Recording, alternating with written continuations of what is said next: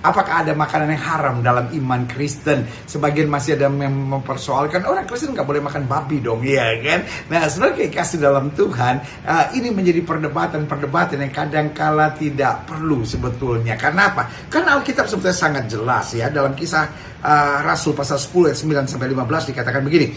Keesokan harinya, ketika ketiga orang itu berada dalam perjalanan, sudah dekat kota Yope, kira-kira pukul 12 tengah hari, naiklah Petrus ke atas rumah untuk berdoa. Jadi, saudara yang kasih dalam Tuhan, Petrus ada di Yope, lalu naik ke atas rumah, lalu dia berdoa.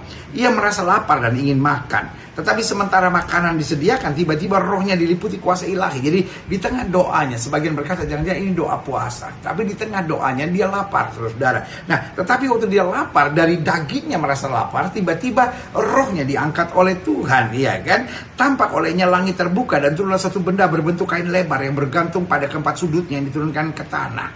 Di dalamnya terdapat berbagai jenis binatang berkaki 4, binatang menjalar dan burung. Terdengarlah olehnya satu suara yang berkata, bangunlah hai Petrus, sembelihlah dan makanlah. Tapi Petrus menjawab, tidak Tuhan, tidak. Sebab aku belum pernah makan sesuatu yang haram dan yang tidak tahir. Kedengaran pula untuk kedua kalinya suara yang berkata kepadanya, apa yang dinyatakan halal oleh Allah, tidak boleh engkau nyatakan haram. Lihat, saudara yang kasih dalam Tuhan, jelas kalau kita bilang. Kalau Tuhan bilang sudah tidak haram, jangan kamu nyatakan masih haram, ya kan? Nah, Matius 15 ayat 11, dengar dan camkanlah, bukan yang masuk ke dalam mulut yang menajiskan orang, melainkan yang keluar dari mulut itu yang menajiskan orang. Jadi jelas, Yesus datang menggenapkan hukum Taurat, iya kan? Lewat kematian di atas kayu salib, dan itu sebabnya proklamasinya berkata, sudah selesai, artinya semua ikatan, belenggu dan kutuk dari hukum Taurat telah diselesaikan Yesus di atas kayu salib. Makanya 1 Korintus 10 ayat 23 bilang begini, segala sesuatu diperbolehkan, benar, tapi bukan segala sesuatu berguna. Segala sesuatu diperbolehkan, benar, tapi bukan segala sesuatu membangun. Jadi kesimpulannya sekarang di dalam Kristus, makanan tidak ada yang najis. Langsung sudah berkata begini, kalau begitu merokok boleh dong.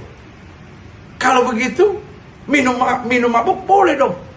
Kalau begitu obat-obat terlarang boleh, kan bukan apa yang masuk yang menajiskan, tetapi apa yang keluar. Loh, tapi kan Alkitab bilang, segala sesuatu diperbolehkan, tapi tidak segala sesuatu berguna. Segala sesuatu diperbolehkan, tapi tidak segala sesuatu membangun. Bahkan Alkitab bilang, mengapa engkau belanjakan uangmu untuk sesuatu yang bukan roti, bukan sesuatu yang membangun, bukan sesuatu yang berarti, bukan sesuatu yang berguna. Karena Alkitab bilang, tubuhmu adalah bait Roh Kudus. Muliakan Tuhan dengan tubuhmu. Makanya Alkitab bilang, minuman-minuman yang memabukkan tidak ku minum. Artinya apa?